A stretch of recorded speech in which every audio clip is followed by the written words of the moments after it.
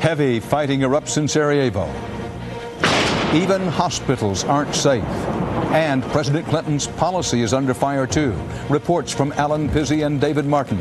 A dramatic description today of how Nicole Brown Simpson died and O.J. Simpson reacts. Bill Whitaker is at the courthouse. And tonight, the battle over bears.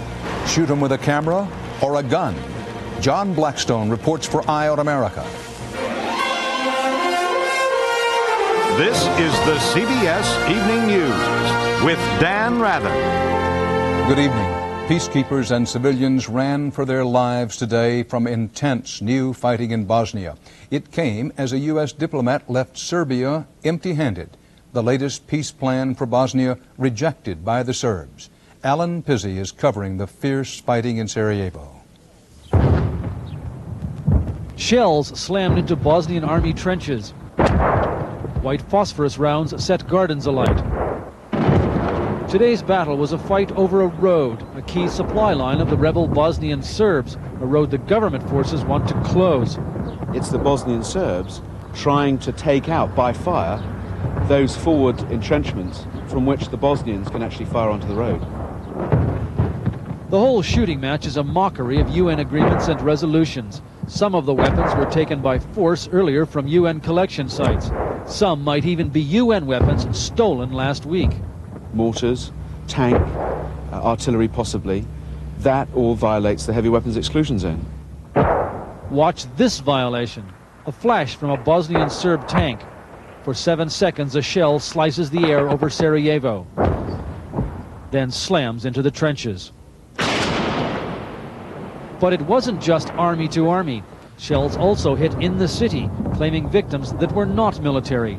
Even the hospital wasn't safe. A round came through the window of the casualty unit and killed a patient. For civilians, the crash of artillery is information. The sound tells them it's in the hills. But sniper rounds come faster than sound. So it's a deep breath, a silent prayer, and run like hell. Am I afraid? Yes, I am, but that's normally, that's usually 3 years here.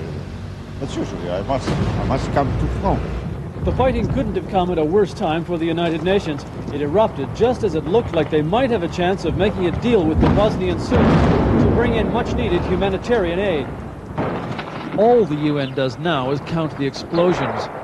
And when the shells get too close, scurry for cover like the civilians they can no longer protect. Alan Pizzi, CBS News, Sarajevo. 111 more UN hostages were released by the Bosnian Serbs today. Most were taken in buses across the border to Serbia. 145 hostages remain in captivity. Serbian President Milosevic, who says he's acting as a mediator, predicted they will all be free in a few days. A new CBS News poll shows the American people are increasingly wary of U.S. military involvement in Bosnia. 69% say the U.S. does not have a responsibility to do something about the fighting between Serbs and Bosnians. Most Americans also now say they disapprove of the way President Clinton is handling foreign policy. The president's top military aides ran into heavy shelling from Congress today as they tried to explain his policy and policy shifts on Bosnia. National security correspondent David Martin has that part of the story. The chairman of the Joint Chiefs